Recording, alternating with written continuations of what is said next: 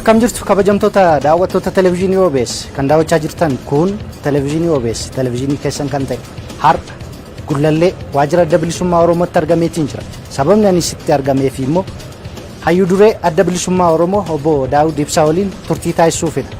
Turtiin waliin taasisaa qophicha qopheessuu kan isin waliin turu an Mitikkuu Fiqaaduuti. Ogeessa kaameraa Saayid Hussein Abdul Qaadir waliin ta'u.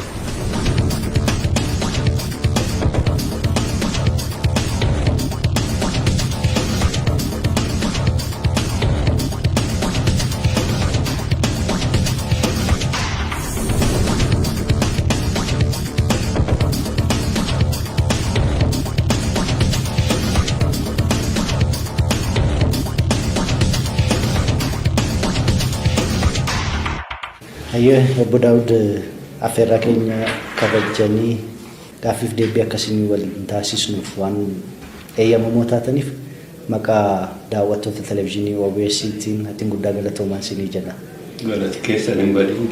Gaaffii koo jalqabaa ta'uutii obbo Daawud dura otoo maqaa gara Daawuditti hin jijjiiramtiin Fireewuun beekamu jedhama. Akkamittiin Fireewuu jedhamtanii sana boodoo gara Daawuditti akkamittiin jijjiirrattanii sarraa kaadhame? Maqaan koo ka dhalootaa ka warri keenya ammachiisaa geessanii na moggaasanii Magarsaadha. Magarsaa Ibsaati. Magarsaa Ibsaa ijoollummaa xiqqoodhaan mana barnoota qeesii na galche abbaan koo. Qeesiin sun Fireewu ka jedhu moggaase. Achi mana qeesii kanaa gaafa mana barnoota Shaambuu geessanii registration yookaan galmaa'uun xiqqoo yeroon isaa darbeera.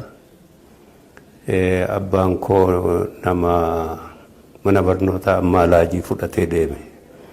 Daarektarri mana barnoota sanaa Xilaahun Tarrafa jedhama, maqaa sana yaadadha. Namni kun maqaa Magarsaatiin siin galmeessu maqaa qeesiin baase sana yoo kennitee fi garaa laafaa jedhee Fireewu ka jedhu sanaan galmaa'ee kana jechuun seenaan isaa sana booda gaafa qabsoo seennu immoo Daawuditti nu moggaasanii warri jalqaba qabsoo yeroo waraana bilisummaa Oromootti dabalamuuf deemne sana Daawud jedhame jechuudha. Mee bara qabsoo keessanitti isin deebisaati. Dura isin mi'eessoo keessa turtan moo kallattumaan gara ABO'tti seentan? Ani mi'eessoon keessa hin turre. Seeraan isaa dheeraadha. Dura jalqaba yuunivarsiitii galuu dura high school waama maabara wayii tokkotu jira. Maabara kan amma looyiriidha. Magaalaa kana keessatti obbo Tolasaa Waldee isatu nageesse jalqaba yeroo wingeet seenu. Maabarri kun maabara ijoollee Oromoo jedhama. Maabara wal gargaarsaa jechuudha. Achirraa jalqaba waan Oromoo kana consciousness. Maabarri kun waama wal gargaarsaa ijoollee Oromoo kana xiqqoo waanuma Oromummaa kana waaja jalqabuu nuti Oromoodha jechuu kana. Achi immoo afuuraa waldaa Meecaaf Tuulamaatu jira yeroo nuti askuul jirru. Nuti miseensa miti waldaa sanaa garuu ni dhageenya. Dhaga'uu sana keessatti immoo waldaa kanaa nuu himu warri maabara kana keessatti conscious ta'anii akka obbo Tolasaa Waldee fa'aa Koloneel Tasfaayee Dheeressaa fa'aa isaan nuuf hangafoota siineeroota keenya isaan kun waama nutti himu. Achi gaafa yuunivarsiitii seennu walitti nu qabanii ijoollee yuunivarsiitii keessaa akkaataatti akka Oromootti walitti siqamu akka Oromootti akkaataatti waan garii Oromummaa ofii barachuu ka jedhu achirraa jalqaba nuti consciousness keenya waan Oromoo achi yuunivarsiitii kana keessaa kun takka walitti qabamti takka immoo yeroo sodaan jiru addaan baate akkasitti waan nus turan muumantii keessa immoo isma General Ethiopian Student Movement kaayedhaan sochii barattoota Itoophiyaa guutummaa keessas aktiif ta'uun dhufe. Kitaaba yeroo sanaa kitaaba Marxism Leninism dubbisuu dhufe. Kana keessa immoo seenaa fi qoqqoratu galame. Kanuma ta'e jennu 74 revolution ka Itoophiyaa keessatti sirna nugusichaa sochoose suni dhufe.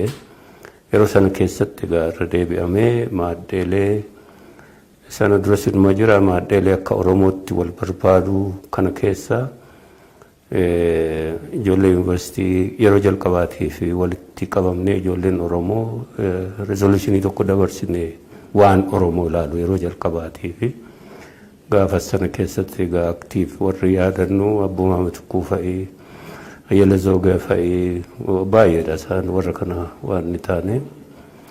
Sana keessa dirqama nutti kennanii garii keenya ijoollee iskuula barattu kana ani gara Western Wallaggaa kana dhiya Wallaggaatti deeme dambii disaasaa waliin kaanis naannoo adda addaatti bobbaasanii waan Oromoo kanarratti namu wal dammaqsuu waan jedhu achii gamaaddeen akkasitti jalqabdee suni gariin isaanii immoo dhimma kana irratti hojjechuudhaaf waan Oromoo irratti waan OLF egaa already maaddeeleen OLF didiriiraniiru sana keessatti tuttuqamuutu jira akka dargaggootaatti jechuudha. Dirqama kan nutti kennenaaf abboomaadha. Abboomaa wajjii wal quba qabna. Inni na jala gara Somaaliyaa deeme yeroo sanatti gabbarratti ka jedhan sana keessatu jirru. Achi 1975-76 itti dhufna jechuudha akka faranjiitti. 75-76 kana keessatti maaddee tokkotu jalqabame ka warrumaan dura yuunivarsiitii keessatti wal beeknu keessatti tuqama. Maaddeen kuni warra magaalaa kana keessa jiran keessa Obbo Gabbisaa Lammeessaati Amboo isaan dhalooti isaanii kumsaa lataati. Kumsaa lataa kuni karaa Buraayyuu kana karaa Gafarsaa kan otoo Amboorraan dhufu makiinaadhaan rukutameetti du'e nu jala. Isa waliin egaa warri kaanis Tsaggaayee waan Dassaaleny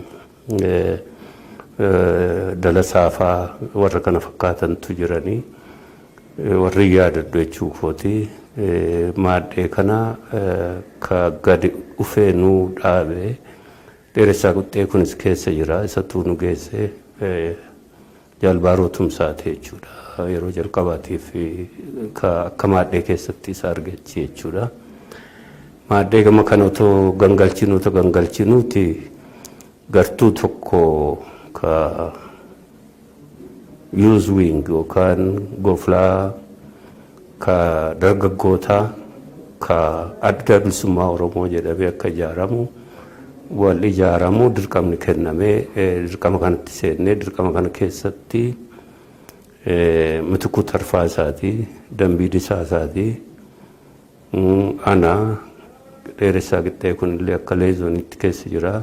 Abeel Mitikuu obboleessaa abboomaa Mitikuuti. Yeroo sanatti abboomaan faagaa Somaaliyaatti jiranii badhoodachaa isaati yookaan dammaqsaa jedhani ka dirree bahaatti wareegame keessa jira jechuudha. Warra kana taane warraaqaa waan jedhamtu tokko waraqaa maqaa dargaggoota Oromootiin ka babbaatu baasuu jalqabne jechuudha. Dirqamni nutti kenname. Inni kun ka jalqabaa dirqama adda bilisummaa Oromoo nutti kennedha jechuudha. Kanuma keessa tuma deemnu isheenis gartuun dargaggootaa kun nu keessattuu gartuun keenya Dambii Disaasaa fi Mitikuun nu keessaa bahanii meeshoon seenanii baay'ee nama gaddisiisan fortunate akkatti isaan achi seenanii booda immoo du'anillee warri kaan walitti hafnee tuma peeparii sana babbaafnu sassaaxilamuun dhufe jechuudha. Sassaaxilamuu sana keessatti warra kaanitti dirqama kana dabarsinee asirraayyuu babbaqannee egaa bakka jirrutti hojii qabataa maaddeelee adda addaa keessa seennee tuma hojjennu 1977 maaddee kana keessaa filamnee kora tokkoffaa ka adda bilisummaa Oromoo korri bu'uureessaan 76 ta'e gara Juun kana keessa gara waxabajjii jechuudha.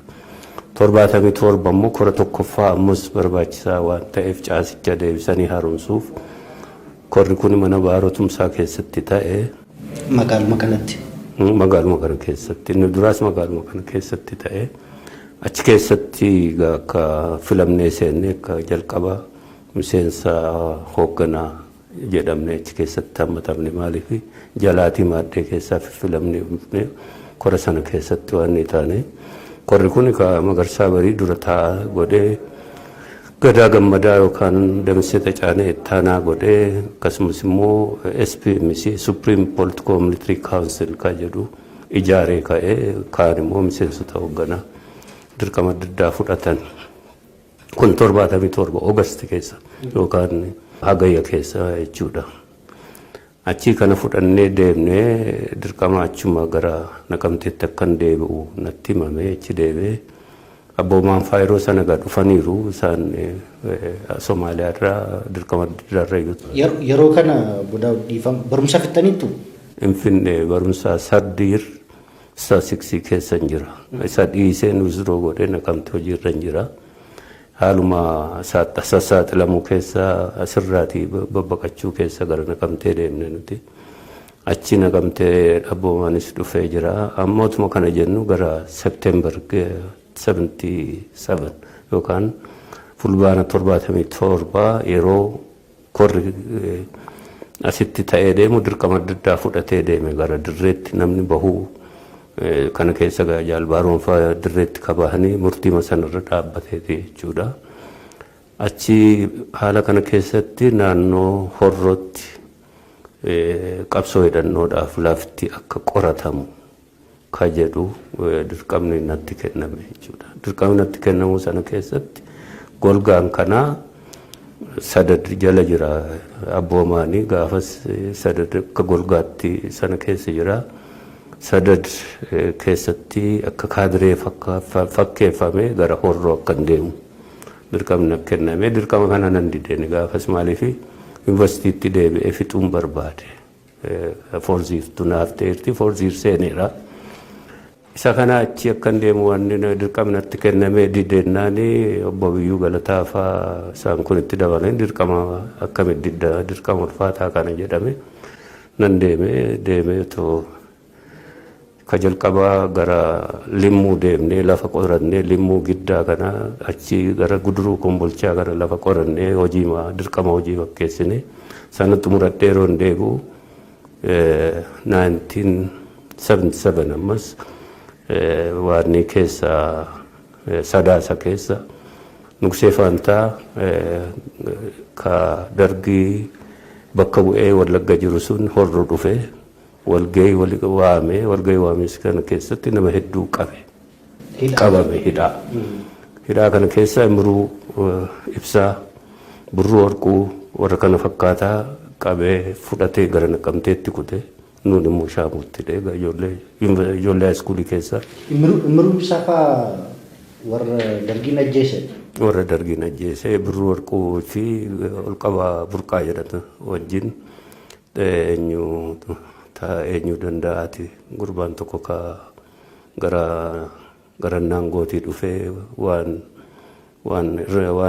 buttaa qalan jedhamee ka itti dabalamee du'e tokko isaan achitti Naqamteetti kan inni ajjeese kan keenya Horrootti Shaambutti ka hidhamne baay'eedha ijoollee warra haayiskuul barsiisanii sadarkaa lammaffaa ijoollee sadarkaa lammaffaa barattu barsiisota warra kana walitti hidhee sana keessa anaanis na qabanii naanni booda akka bira gaheetti fi akka odeessaa dhufetti kana qabsiise achuma Naqamteetti Wasliigiin bakka bu'ee kaachi jiru Geetaachoo Dannaquuti. Geetaachoo Dannaqoon asitti masii keessatti sochii keenyaa fi hirmaannaa keenya beekaa namni kun ooleef tu isa ergee ka jedhu Nugsee Faantaatti akka kanaan qabne warri kaan immoo Meesoonii jedhamaniiti waan jedhamanii kaan deeggartoota OLF jedhamanii kana wal makaatu hidhame jechuudha Shaambuu keessatti. Yeroo sii kan rasaasaa rukutamtan mana keessatti?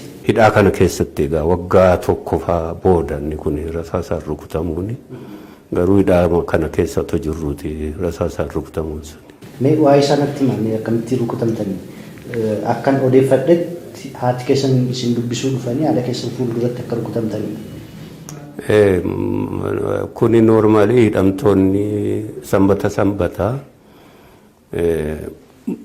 keellaa fuuldura keellaa biraa tolfameetu achi dhaabatanii ka maatii isaan dubbisuu dhufuuf kana dubbisanii achi immoo warra eegutu jira. Achitti maatii isaanii dubbisanii galaanis dhufeera ta'e irraa fudhatanii deebi'u. Sanbata maatii dubbisuun ni eeyyama. Isa kana keessatti haati koo lafa fagoorraa nyaata baattee dhufteetti. Warri waamutu jira hidhamtoota keessaa warra barbaadaman kana warra maatiin dhufe na waaman jennaaniin dhaqee anaa keellarra akkas bahuuf jedhu keellaa sana irra keessa immoo seentirii yookaan bakka waardiyaan taa'ee eegutu jira. Waardiyaan suni na arge deebi'in an jedhe homaan waan hin jennee fi ofirra hin deebi'e ajaja poolisii deebii siin jennaan deebi'uma qabda. Ofirra galagalee hin deebi'e. Anaa ofirra galagalee deebi'u duubaan miila koo kana rukute. Isa rukutame kana waan jedhee kolaamaan fuulduratti deddeemee namni wayii dhufee na qabe. Isa dhufee na qabe kana lammata sadaffaa rasaasa inuma dhukaasana anatti duuba kooti. Kacarraa ka jalqabaa malee ka ninna qabullee na dhiisee baqatee booda okkolaaman deemee dhaqee bakka mana keessa bulamu sana keessa jala gahee argachuu dadhabee taargetii malee inni deddeebisee dhukaase. Haati keessa garuu kan argaa jiru. Haati koo gaayiroo sanaa akkas ofirra mil'adheen jedhu isheenuu naasuudhaan achumatti kuftee miidhamtee kana argee jakiyyaan kanuma ka ta'e sana booda mana kiimaa nageessan namichas ajajaan isaa dhufee achirraati isa kontirool godhee kana inni immoo booda yeroo gaafanne dirqamuma fudhatee akka kana godheetu odeeffama maaliif shaambu sana keessatti warra waan Oromoo kana dhaga'uun barbaanneetu akkasitti uf ijaaranii jiranii isaantu dirqamatti kenne jechuudha. Ergasiitti haadha keessan hojii wal argitanii erga rukutamtanii kaastanii? Erga rukutamee kaasee gaafaan mana hidhaatii ba'u mana dhaqe ganda dhaqee ishee dubbisee waan jedheen yeroo dhumaatiif itti dhaammadheen dhufee asii yuunivarsiitii galee ji'a tokko iyyuu hin turre namni hedduun magaalaa kana keessaa waan adda bilisummaa Oromootti qabame isaan kun eenyu obbo Zagayyaas Fa'aa obbo Habiyyuu Galataa fa'aa Abbaa Joobir fa'aa Garii Fayisaa fa'aa baay'eedha isaan gara nama 200tu qabame. Sana keessatti egaa ka duraan hojii dhaabaa keessatti wal quba qabnu Muhee Abdoo ka dirree bahaatii dhimma dirqama biraatiif dhufee as jira. Haala namni qaqqabamu kana keessatti inni yeroo gaafa koongireesaa yookaan korri ta'e sana keessatti Supreme Political Military Council keessatti nama filamee jirudha Muhee Abdoo. Inni isheetu latuu jedhu asitti waggaa 4 dura du'e nutti fakkaata.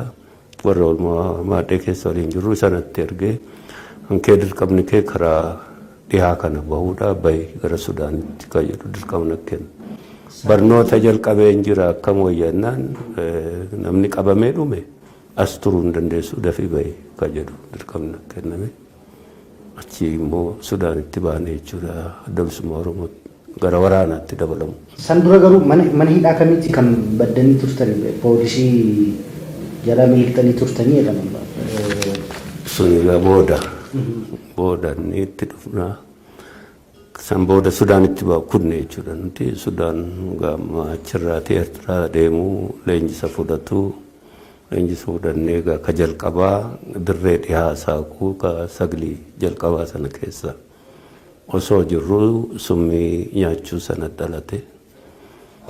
Summii nyaatame sana keessa hidhaa seenee hidhaa sana waggaa 5 hidhamne keessatti maakalaawii keessatti nama keenya gara hidhaatti naan dhufiin waa'ee summii sana naaf kaasanii summii sana akkamittiin nyaatan? Summii sana akkatti nyaanneen ammatti kan ofii koo yaadadhu hin jiru. Waan ta'e garuu odeeffadhe ergasiitii maaliif waan yeroo sana ta'e ammoo naayyuu yaadadhu.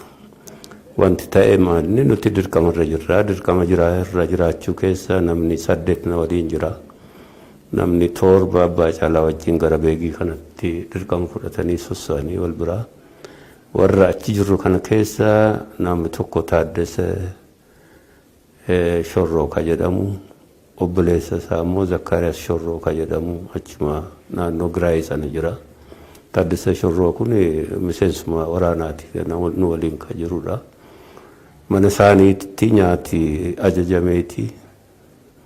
Zakkaariyaas Shorroo kun nyaata kana fidee nyaata kana akka nyaannedha.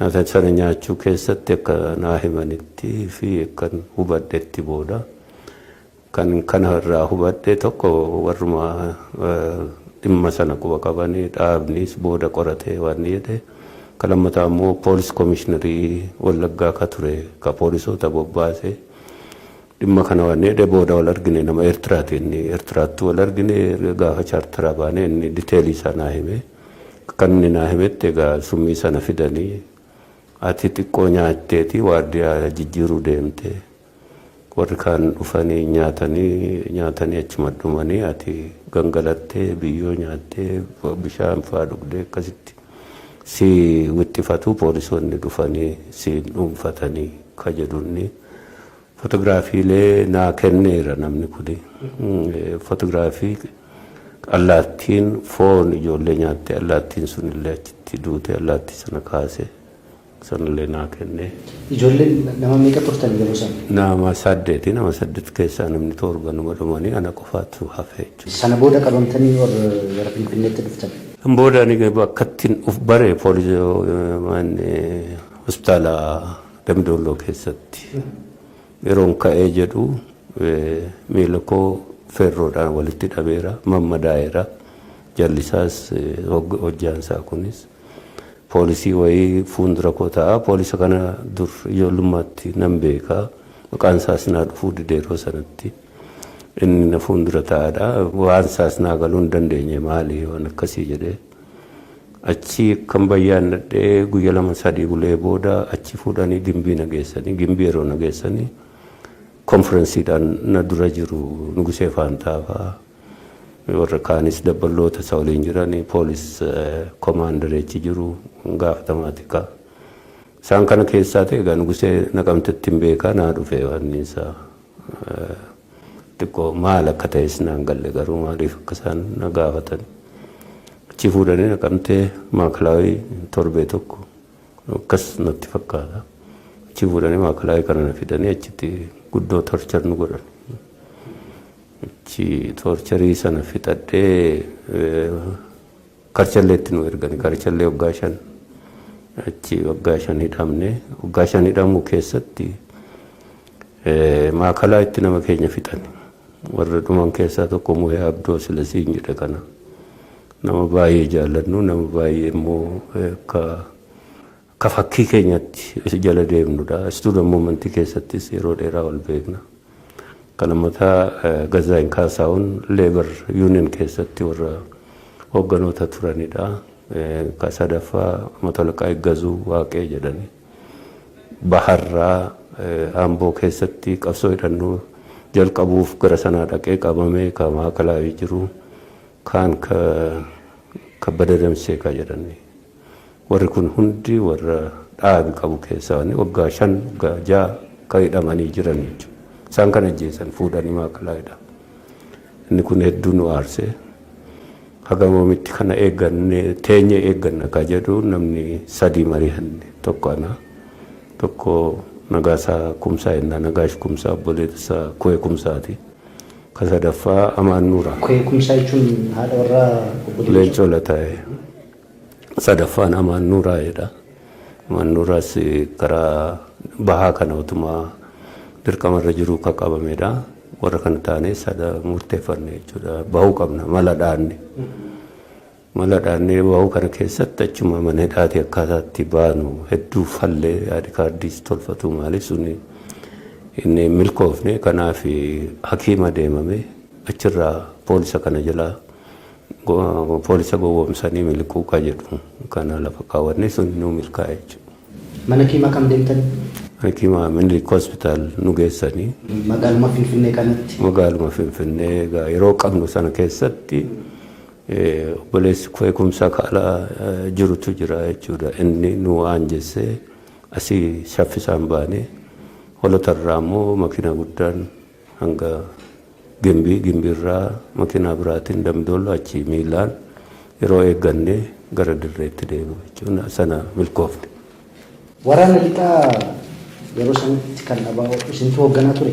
Yeroo sanatti yeroo summitti wanni taane ana ka hoogganu waraanicha jalqabuma yeroo seenne saaquudhaaf inni akkasuma ture.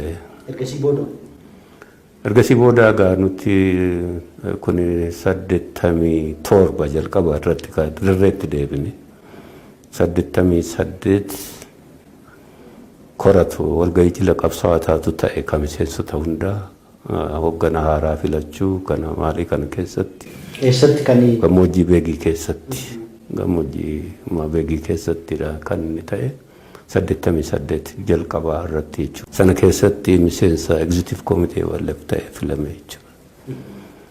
Achi dirqama gaafatamaa waraanaa damee waraanaatti gaafatamaa ta'e 88 hanga 91 seennu sanatti gaafatamaa waraanaa dirqamni kenname akkasitti hojjetne chaartara dhufne jechuudha. Mee waa'ee chaartara dhufuu keessatti isin kaasaati uummanni Oromoo haga har'aa akka gaabbiitti kan kaasu carraa guddaa nu mudate waggootii 27 kan garbummaaf nu saaxile deebisee akka dhiigni keenya dhangala'u kan taasise keessa ABO'n chaartara keessaa bahuu isaati jedhu. ABO'nis chaartara keessaa bahuu isaa dhiibamne baane jedha malee haga har'aatti abaluun balleessaa kana qabaa iddoo kanatti kanaaf baane kan jedhu waan qabatamaa lafan kaa'u. Dhaloota kanatti wanti himameetti hin jiru jedhame waa'ee chaartara keessaa bahuu ABO amma akka instituushinitti ABO'tiin kan qabatee jiru isin qabattee maaliin uummata Oromootti? Adda bilisummaa Oromoo ka qabatee jiru amma ana adda bilisummaa Oromoo gaafasii fi ka amma jiru kun adda. Gaafasii waan hin beeku keessaa fi dhugaa keessaa chaartara seenuu irratti seenaan isaa maanni 90 ji'a adoolessa keessa warri Sudaanii tokko dhufanii dirree bakka jirru daangaa isaanii beelmuguu bakka jedhamutti. Achi ka jiru anaa Jaalleen Coolataati, Baacaalaati fi miseensota gumii sabaa kaanis jiru. Dhufaniiti Jaalleen Cootiin barbaadnaa si barbaadnaa jedhan. Maaliif akka ta'e illee hin beeknu ka'ee Kaartuum deeme Jaalleen Coo.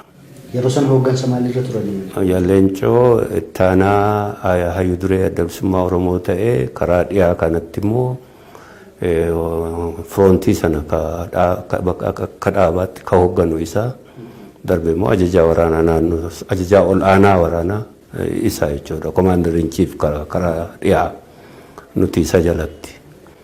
Isni gara Kaartuum deemee dhufee waan nu hime tokko warri TPLF karaa dhiyaa kana dhufanii nu waliin dargii loluu barbaadu. Kana ka gaaffiin natti ka'ee jedhee kan ammataa immoo dargiin kufuu booda transitional government yookaan mootummaa ce'umsaa tu ijaarama. Mootummaa ce'umsaa kana keessatti qaama sadii sunis EPLF yookaan adda bilisummaa uummata Eertiraa, TPLF adda bilisummaa uummata Tigraay, OLF adda bilisummaa Oromoo warra kana faa suggest godhanii yaada kennan kanarratti maal jettu ka jedhu akka hoogganaatti nu mariisise. Sana keessatti yaada kennannee yaada ol baafne achi gad baafne ka TPLF karaa sana dhufee lolu yoo lola ta'e tokko meeshaa booji'amuu akkaataatti walii qixa hirmaan. Hunda caalaa immoo nuti kuni asii lafa Oromooti isaan ka TPLF ka Tigraayitti waan jedhani Na hojii jaarmee fi hojii siyaasaa akkan hojjenne kana yoo fudhatanii dhufaniin waliin loluu dandeenya kan jedhu lafa keenya jechuudha waan jenne. Ka transitional government sana jaarmeen kun sadan waliin jirtu yoo ta'e itti seenuu ni dandeenya. Garuu lafa Oromoo irratti immoo ka ijaarsaa fi ka siyaasaa maali ka keenya ta'uu kana kaafne hedduu wal falmine wal falmuu sana keessatti kana qabatee deebi'ee yaada kana ammus kaartuumitti. Si'a lammaffaa yeroo dhufu waan hojii siyaasaa fi jaarmiyaa ni hojjenna kun mirga keenya Itoophiyaadha jedhani ka jedhu karaa frontii keenya dhufanii. Amma yeroo kanatti obbo Leencoon itti aanaa hayyuu dureetti naan jettanii. Hayyuu dureen waan kana quban qabanii. Hayyuu dureen yeroo sanatti kana quba qaba jedhee hin amanu garuu I'm not sure hayyuu dureen jaalgalaasaa dilbootii bahaa jira out of communication. Dirreen bahaa marfama keessa kan inni operate godhu yeroo sana keessatti reediyoo fi waan adda addaan quba qabaachiseera Leencoo waan beekuun qabu waan irraa beekuun qabu. Anyway kana wal falmine isa lammataattis deebi'ee kana dhufneeti cabsinee lollaa hojii jaarmiyaas hojjennaa hojii siyaasaas hojjennaa jedhanii akkas yoo ta'e nu fixaniiti godhu kanan eeyyamnu kana faaseenne jechuudha. Kanuma wal gaggeessinee deemamee yeroo dheeraa turame kana gidduutti lolli baay'eeyyuu ta'e haalli asiin dhufuunis hafee isaan karaa Goojjam cabsanii seenanii asiin karaa Walloo kanas lolli ta'ee cabsanii dhufanii ka keenya karaa Goojjam cabsanii nutti as ce'anii isa sanaan nuti hangatti humna keenya naannoo Najjootti isaan dhaabne jechuudha akka isaan gadi hin buune naannoo sana dhuunfanne. Kana kabeegnu kana keessatti Leencoo isa dhumaa waa hunda xumuree dhufee waan rageenyetu jira kana walgayiidhaaf walii himnaa Finfinneetti deemtaati jedhee tanaan dirqamarraa naqaase chaartara dhufne jechuudha. Chaartara sinis hirmaattan walgayii irratti. Walgayii irratti ani hirmaanne garuu warri hirmaatan ni jiru akkuma warri hirmaatanis keenyuma waan ni ta'e kana jechuudha akkatti seenne kana. Akkatti seenne kuni egaa waan fedheefu haa seennu kanaaf seenne akkasi seenne akka hoogganaatti namni taa'ee waliin murteessee hin jiru. Haalli isaas kennataa miti warruma nuu murteessee dhufee nutillee sana maaliif kana murteessan hin jennee ittuma seenne jechuudha. Erga seenneeti waan akka dabsummaa Oromootti waan wal gaggaafataa turreef waan ta'uu qabu hin taane sunis tokko. Walgahiin Central Committee ta'uun itti ture wal gaafataa turre kun hin taane maaliif hanqatee akkamitti hanqatee seenaan isaa dheeraadha.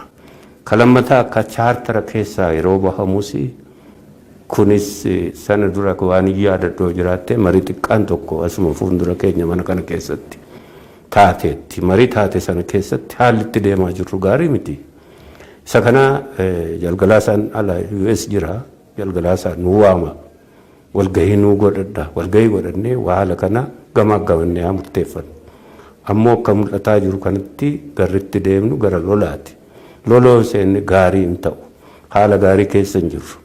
Isa kana walitti dhadhaamannee adda baane erga adda baaneeti egaa chaartaraa bahuu keenya asirraa nuu labsamu malee akkatti baaneef akkatti bahuu dhubaanni suni waan qindaa'aa fi chaartaraa keessa bahu sini labsamuu malee dhaamni waan irratti mari'ateen qabu chaartara keessa bahuu keessaniif. Mari'anne akka mari'achuutti siin jiru maaliif gariin karaa dhiyaa jira karaa bahaa jira gariin karaa dhiyaa jira akka hoogganaatti taa'amee gamaggamamee nu baasa hin baasu akka sanaatti nu mari'achuu haalli isaas kennataa hin taane waan mari'atamee godhamee miti warrummaa walitti dhiyoo as jirutu sana. Warri mootummaas dhiibbaa godhanii haaluma kana keessatti akkasitti bahame jechuudha. Dhiibbaa godhan gaafa jedhamu amma dhiibbaa isa alaa haa dhiisnuuti dhiibbaa isa keessaa kaasume maaliif ammas yeroo itti jirru keessumaa yeroo gara keessan irraa gara jenereeshinii qeerroo kanatti tiraanziit goonu yookaan yeroo jijjiiramnu waan ta'eef seenaan kanarraa baratama jedhee namni dadda. Yeroo sanatti dhiibbaan keessa wal morkiin aangoo isin gidduu tureera. wal murkii aangoo ifa bahee akkasitti as bahee kanadha jedhanii jiru garuu akkaataatti qindoominni chaartaratti seennee akka hoogganaatti opereet godhaa turretti namni hedduun quufatti hin qabu wal gaafata furmaatas hin qabu kuni qurrama hedduu waan uumedha haa ta'uuti waan fuulduratti ilaalle dhaaba kana qabsoo kana isa kana yeroo chaartaraa ba'amu kan namni karaama jiru waan dhaabicha seef gochuuf waan danda'u loole qindoominni isaa eenyuunuu quubsaa miti kun waan ifa lafa jirudha yeroo sanatti jechuudha amma isa gaafatama kaafteeti gaafatamni ka eenyuuti wal gaafattaniittuu ka jedhudha kaati kaaftee isa kana yeroo jalqabaatiif korri hatattamaa 97 yeroo Muqdishootti ta'e sanatti wal gaafanne hangi achitti wal ga'e sun haa ta'uuti kora sanarratti hundi waan hin jiraatinii fi koree tokkotti dhaabbattee jechuudha hooggana gaafas filame keessaa hoogganni gaafas filame sun dhaaba kana seef gochuudhaaf kora hatattamaa ta'eeti filame ka filame jalgalaa saammus dura taa'aa jalbultuun biyyoo ittaanaa isa kana keessatti jalbultuun biyyoo ittaanaan ka hoogganamu ka kolonel Reessaa Caalaa keessa jiru akkasumas namooti biraa keessa jiran koreen tokko ijaaramte koreen kun hoogganoota gaafa chaartaraa turan keessattuu warra executive committee tura yookaan immoo koree jiraawwachiistuu turan isaan kana qorattee gaafatamni mataa fi gaafatamni waloo adda bahee sana booda miseensotaaf akka labsamu kan jedhudha jechuudha. Koreen kun tattaafattee namoonni hedduun namoonni gariin deebiiyyuu kennuu fi fedhiin agarsiisne ka jedhu gabaasaan sun tarii yoo barbaanne argamu mala isa kanaa koraa sadaffaa 2004 ta'u irratti gabaasaa ishee galchite koreen kun fedhiin qabaanne nuuf deebii kennuu warra jettee tarristeetu jira warra immoo deebii kennanii tarristeetti akkasitti waansaa gaafa kora sanarratti maaltu murtaa'e nuti kanaan hin qabamnu kanaan qabamnee gara fuulduraatti deemuun nama rakkisa kanaaf kanaan kana cufnee gara fuulduraatti seenaan haa qoratu ammaan booda garmaa qabsoo keenyaa fi dhaaba keenya kana jiraachisuu fi jabeessuu irratti akka fuulleffannu ka jedhu korri murteeffate itti fufee jechuudha 2004 Diseembar yookaan muddee keessa akkasitti otoo hin cufamiin hafe waan kun kanaaf mataan abalutu balleessee maaliidha jedhanii haasa'uun rakkina ta'e kabajamtoota daawwattoota televezyiinii OBS kanan gaaffiif deebii taasisaa jiru obbo Daawud Ibsaa hayyuu duree adda bilisummaa Oromoo waliinidha egaa haalli gaaffiif deebii keenya bu'aa bahii isaan keessa darban amma maalirra jiru biyya keenyaaf maal qabataniiru wantoota jedhan irratti dogoggora kaleessaarraa maal baranna wantoota jedhan irratti gaaffiif deebii taasisaatii jirra hanga xumura qophii keenyaatti nu waliin turaa aan nutikkuuf qaaduuti ogeessa kaameraa Sayyid Hussein Abdul Qaadir waliin ta'u garuma yeroo ce'umsa sanatti ansin deebisaati mootummaan yerootti waa'ee dimokiraasii biyya kanaa odeessuyyuu dookumentariiwwan garaagaraa yeroo hojjetuyyuu dhaloota ammaatti kan inni himaa jiru ABO'n yeroo sana bulchiinsaaf qophii akka hin taane ifa godhe fedhii isaatiin chaartara keessaa akka ba'eedha jedhaan quba qabdu yeroo isin biraa dhiyaateera nuti bulchiinsaaf qophii miti jettaniittu yeroo sanatti ministeera 4 qaba ture ABO'n yeroo ce'umsaa keessatti bulchiinsaaf qophii miti jettaniittu. Inni kun kijiba TPLF waan kijiba dirree jiru. Wanti jedhame gaafas ittaanaa pirezidantiin chaartaraa Mallas Zeenaawiiti. Ittaanaa pirezidantii yaalleen cokka ta'utti gaafatan. Lakkisa ittaanaa pirezidantiin poostii homaatu waa hojjenne tokkodha yeroo sanatti. Kana ABO'dhaaf kennineedhanii ittiin nagaduu barbaadan akka nu baddutti. Sakanan akka dhaabaatti osoo iyyuu mariisin jaalleencoo poostiin sunis waan gatii hin qabneef irraa decline godhe fudhachuu. Kaduma wanti ta'e malee bulchiinsa fudhachuu dhiisuu maali waan bulchiinsa bulchuu dadhabuu waan jedhamu miti jechuudha. Waan chartara sanaa fudhannee ilaalle TPLF bal'inaan Oromiyaa guutuu lola deddeebisee dhaaba kanarratti banu uummata kanarratti banu warra dabballoota bakka hedduutti ajjeesu waajjira adda bilisummaa Oromoo bakka hedduutti dhukaasu dhumarratti immoo waraannuu erga kaampiitti galamee fi booda ansaa galchuu diduudhaan candidates warra filmaataaf dhiyaatan warra kaadhimamtoota filmaataa bakka hedduutti hidhuu akkasitti immoo ajjeesuu garii isaanii kun waan lafa jiraate jechuudha. Humnaan dhiibee TPLF dhaaba kana achi keessa baasuu sababaan kana immoo filmaata xiqqoo tokkotu taate sana gidduutti snap election ka jedhan sana irratti bakka hedduutti bakka filmaati snap election ta'e kanatti adda bilisummaa Oromoo moo'e.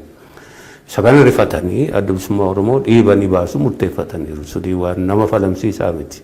Haa ta'u keessa isaatti akkamitti qindeeffate adda bilisummaa Oromoo ka jedhu nuti walitti quufuu dadhabuu fi namnis quufuu dadhabuu sana ka bakka ittiin godhatiin malee ka TPLF beekamaa.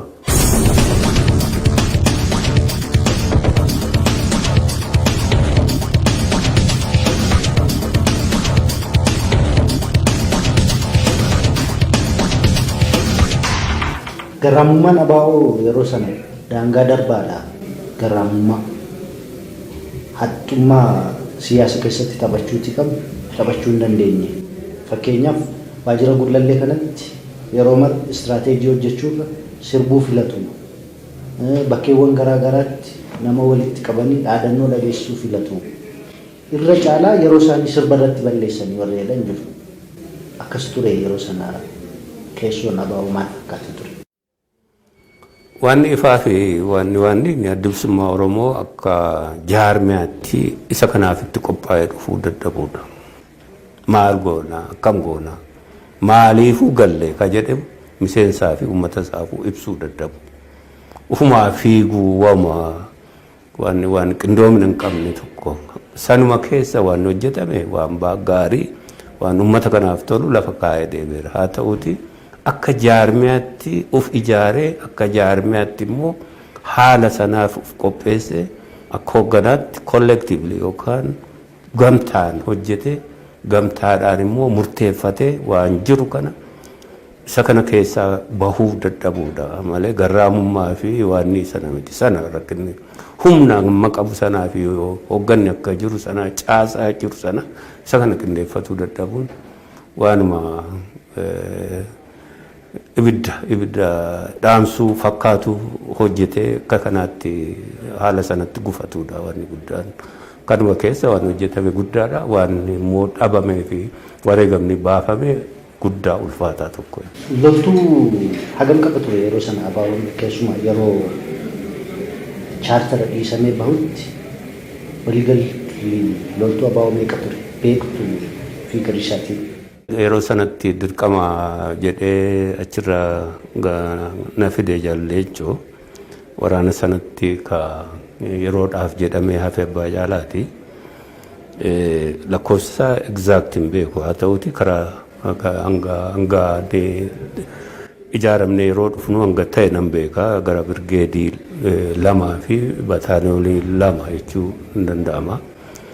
Warri kaan immoo buttaanis dirqamni adda addaa ka hojjetan ni jiru. Bataaliyooniin tokko jajjabeedha.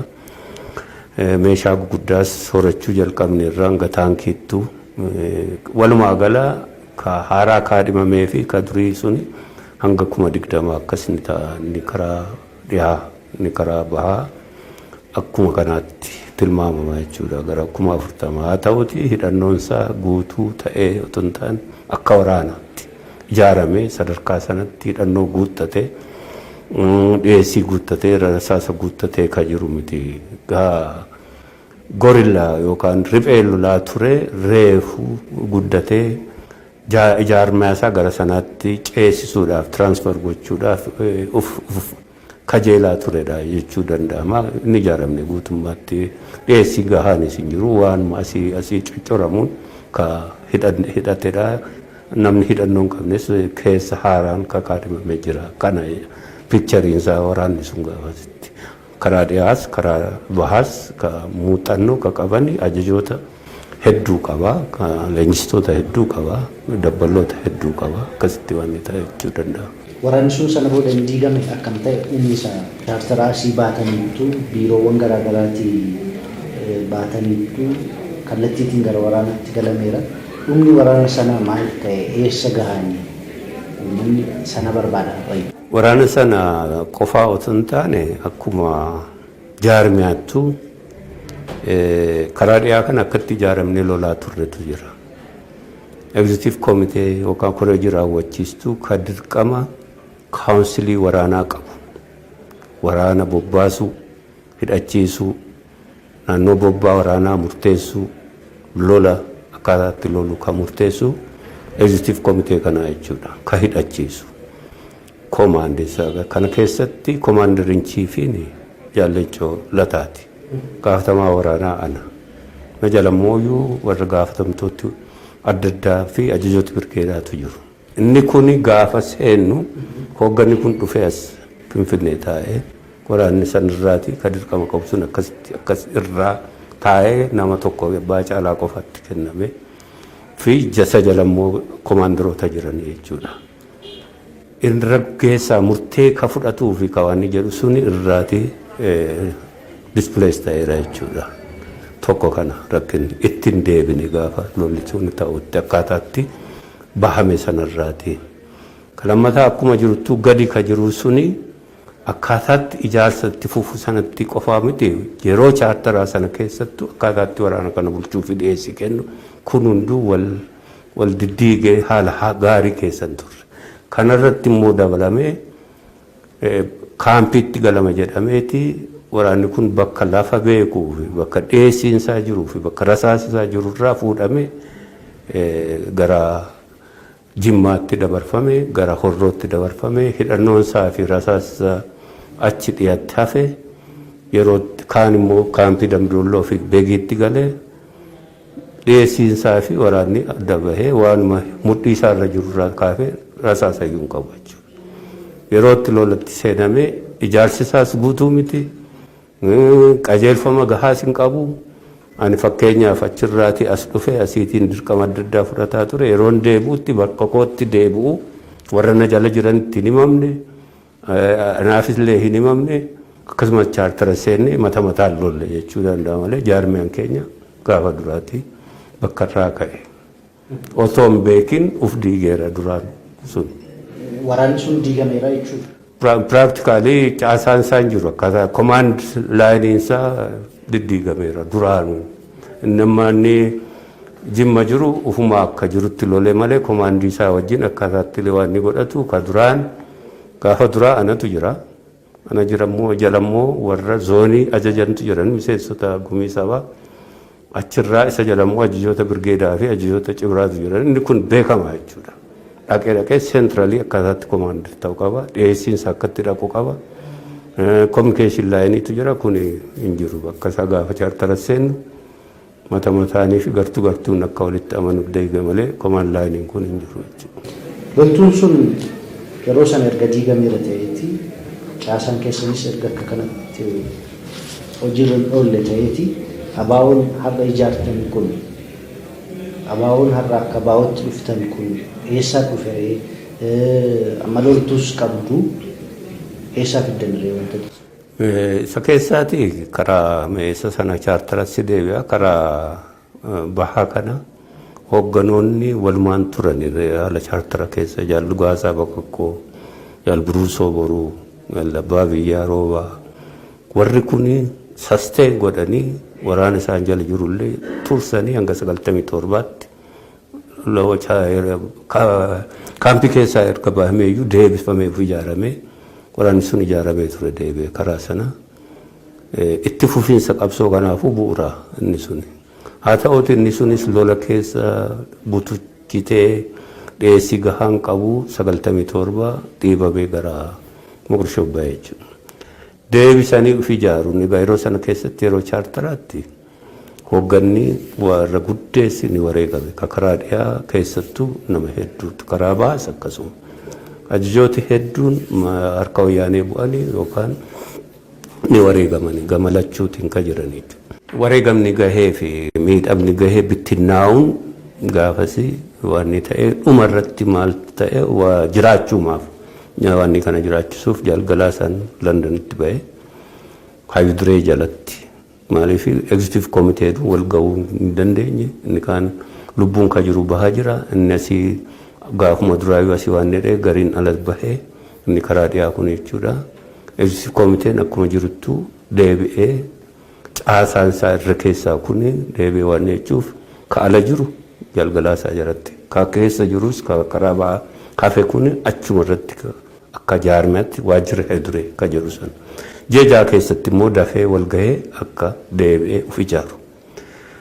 Deebi'ee of ijaaru sana tun inni hojiirran ooliin tutturee dhiibamee gara Somaaliyaatti bahuun sunuu nama mudate san booda Somaaliyaatti kora hatattamaa ta'ame keessatti deebi'amee ijaaramee duree executive committee akkasumas immoo central committee isaa of ijaaree ajajootas waraanas akka haaraatti deebisanii ijaaruu sana taafatame.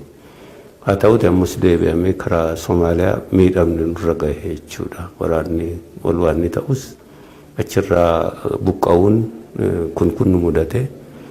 Deebisanii of ijaaruun garuu bu'uurri ishee ka Somaaliyaa kanaa jechuudha. Ergasiitii egaa hoggatisii jirraa ta'ee Eertiraatti baanee zoonii adda addaatti of ijaaruu karaa kibbaa deemsa keessa karaa dhiyaa kanas jaarmichumayyuu deebisanii of ijaaruu kun sana booda ta'e jechuudha 99 erga hayyuu duree ta'ee booda. Malee waa hundi faca'ee dhiigamee ture jechuudha. Komiini uummanni Oromoo qabu keessumaa gara dargaggootaatti yoo dhufne ABO'n rakkoo humna namaan qabu, rakkoo lafaan qabu, teessumni lafasaa mijataa fi kan ta'e Oromiyaan bal'oo namni baay'een immoo hojummaa isaatiin osoo hin taane akka hafuuraattuu isa jaallata. Maaliif bilisummaa malee sa'aatii kana nu tursiise warra jedhaniif akkuma mana naaf kaastan ABO'n rakkoo hooggansaati qaba. Mootummaa kanaanis yeroo bal'aa egaa propagandaan siyaasaa isaa jiraatu malee yeroo bal'aa irratti himameera. Rakkoo hooggansaati qaba jedhaman. Dhiyeenya kana immoo kan isin irratti ka'u jira rakkoo hooggansaati. Aangoorra sa'aatii dheeraa turuu yeroo dheeraa turuu akkasumas umuriin keessan waan deemeef waan amma dargaggeessi kun fedhu yookaan immoo fiiganii bahanii istiraateejii baasanii gara bilisummaatti geessuu warra danda'an miti warri aangoorra jiranii. Kaleessas dogoggorri kun ture har'as dogoggorri kun irra deebi'eera. Maal jettu isin gara?